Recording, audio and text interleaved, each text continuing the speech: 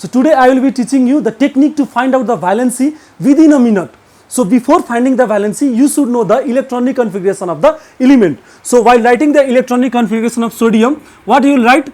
281. In the same way, magnesium 282. In the same way, chlorine 2, 8 and 7. In the same way, calcium 2, 8, 8, 2. In the same way, argon you used to write 2, 8 and 8.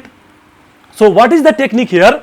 See, write down 1, 2, 3, 4, 5, 6, 7, 8. 1, 2, 3, 4, 5, 6, 7, 8. And what you have to write here? 1, 2, 3, 4 and from downside 0, 1, 2, 3. What I did? 1, 2, 3, 4, 5, 6, 7, 8.